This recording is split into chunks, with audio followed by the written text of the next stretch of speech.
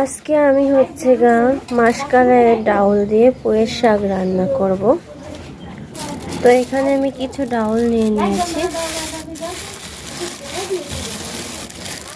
ডাউলগুলো একটা বাটিতে সুন্দর করে ঢেলে নেব। ডাউলের পরিমাণটা আমি শাকের থেকে একটু বেশিই দেব, এতে করে অনেক টেস্ট হবে। ডাউলটা বেশি হলে টেস্ট হয় আর কি। তো এখানে আমি আগে থেকে পানিটা ফুটাতে রেখে দিয়েছিলাম। পানিটা গরম হলে ভালো হয়। তো কিছু পানি আমি আর একটা পাত্রে তুলে রাখবো পরবর্তী ইউজ করার জন্য। তারপরে আমি এই গরম পানির মধ্যে ডাউলগুলো দিয়ে দেব।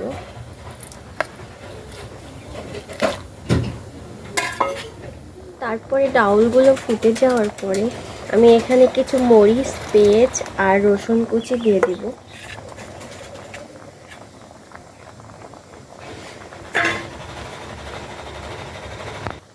তারপরে হালকা করে নেড়ে দিব।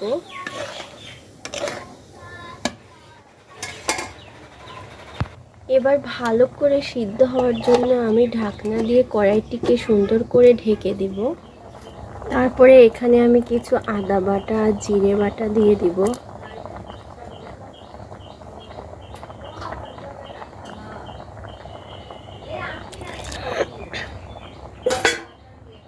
তো এই যে পুঁই শাক, এই পুঁই শাকটা আমি এখন সুন্দর করে পানি দিয়ে ধুয়ে নেব।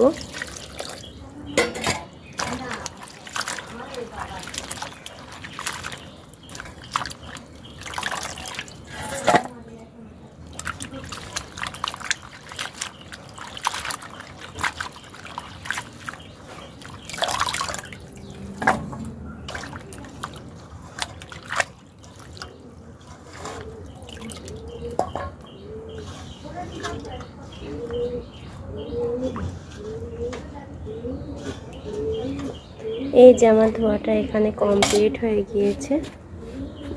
এবার আমি এগুলাকে এই সিদ্ধ করা ডাউলের মধ্যে দিয়ে দিব।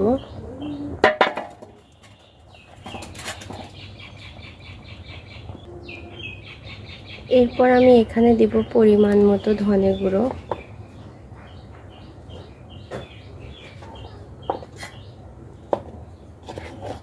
পরিমাণ মতো হলুদ গুঁড়ো,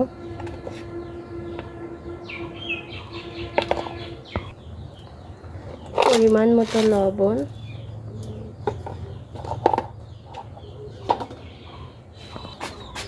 তারপরে ছন্নি দিয়ে সুন্দর করে আমি নেড়ে দিব। এপাট ওপট সুন্দর করে।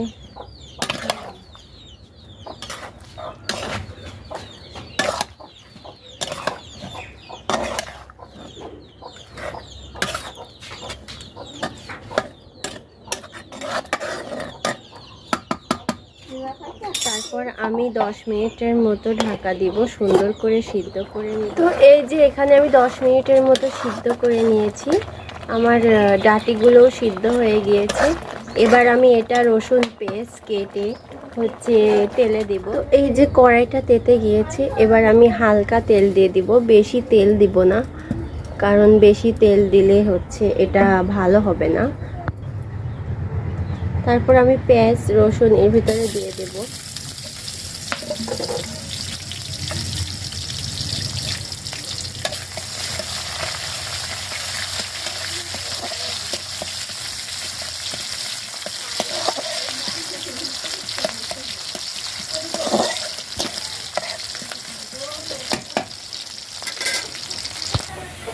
তো যে কিছুক্ষণ ওয়েট করার পর আমার পেঁয়াজ রসুনগুলো হয়ে গিয়েছে।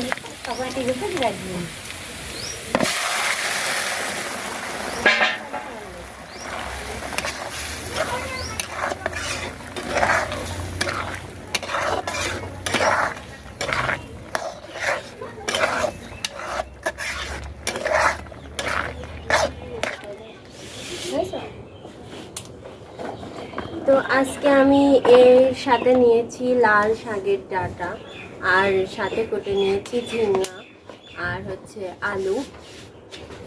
তো এটাকে আমি এখন রান্না করব।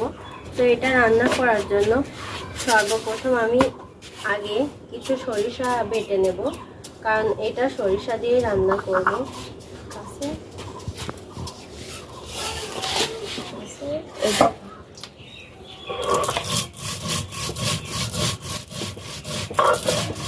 দেখেন এত রোদে থাকার কারণে মোটা হয়ে গিয়েছে, সঙ্গে সঙ্গে বেটে ফেললাম।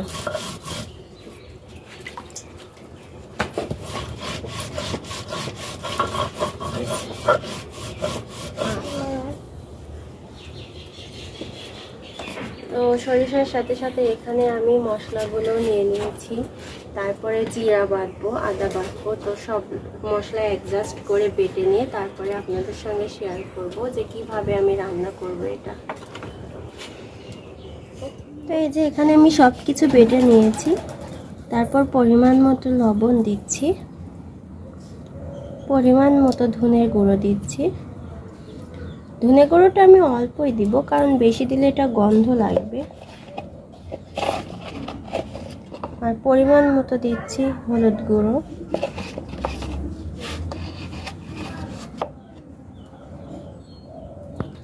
তারপর এখানে একটু হালকা করে তেল দিয়ে দিব। তেলের পরিমাণটা আমি এখানে একটু বেশিই দিব। তারপরে তেলটা তেতে গেলে আমি মশলাগুলো দিয়ে দিব।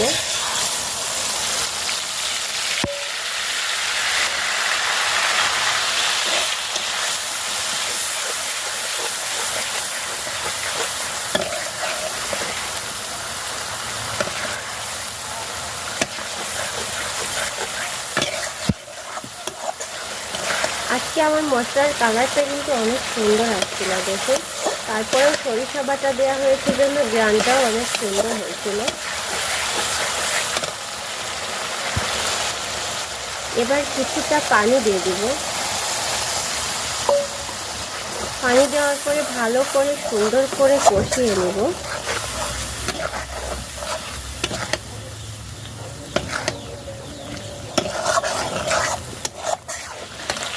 তো এই যে দেখুন, এখানে আমার মশলাটা কষানো হয়ে গিয়েছে। খুব সুন্দর করে ডাঁটাগুলো সিদ্ধ হয়ে যাচ্ছে আস্তে আস্তে। তো এখানে আমি এবার কিছু পানি দিয়ে দেব আরো সুন্দর করে সিদ্ধ হওয়ার জন্য।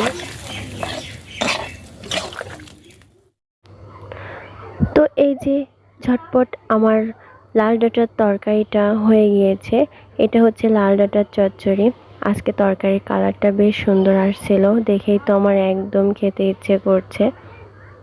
তো যাই হোক, আজকে প্রথমে ভিডিওতে সালাম দেইনি, এই জন্য আপনারা কিছু মনে করবেন না। তো ভিডিওটি আজকের মতো এ পর্যন্তই। সবাই ভালো থাকবেন, সুস্থ থাকবেন, আর আমার চ্যানেলটিকে সবাই সাবস্ক্রাইব করবেন। আসসালামু আলাইকুম।